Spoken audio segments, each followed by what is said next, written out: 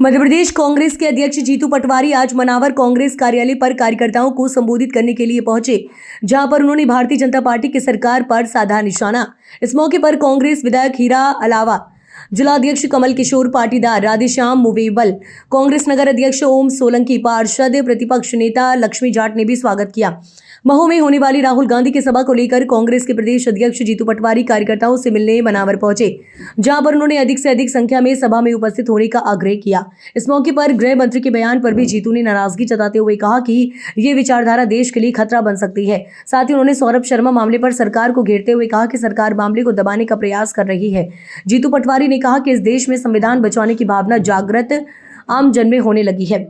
Bharatiya Janata party की विचारधारा हमेशा संविधान को चुनौती देती है, आरक्षण पर सवाल उठाती है। जिस तरीके से बाबा साहब अम्बेडकर के लिए इस देश का इतना बड़ा वर्ग उनका प्रतिनिधित्व अम्बेडकर करते हैं, उनका अपमान क्यों बीजेपी बार बार करना चाहती है।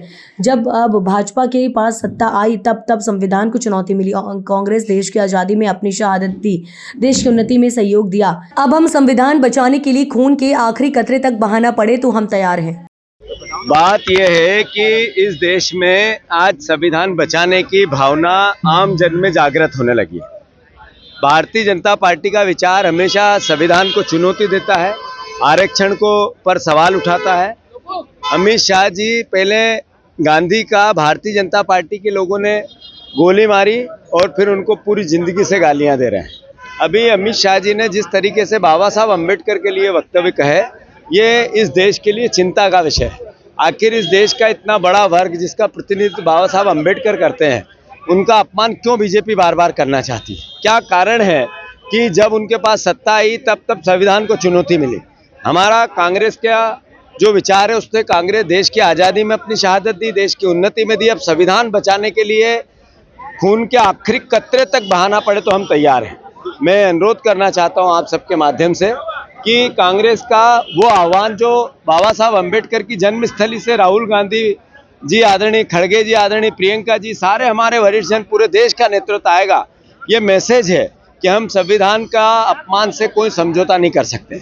मैं अनुरोध करना चाहता हूँ, ये जय बापू, जय भीम, जय संविधान, ये भावना क्या है?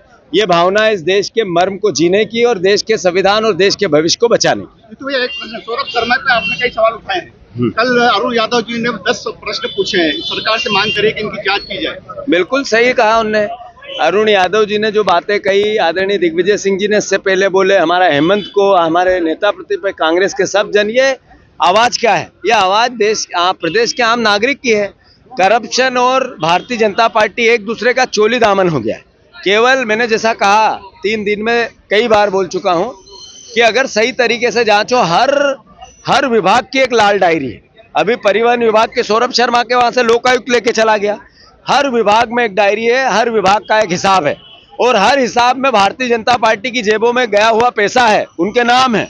अगर सही तरीके से जांचो तो बीजेपी का एक भी मंत्री सड़क पे, ऑफिस में या सदन में नहीं जा सकता। सब जेल की सलाखों के पीछे होंगे।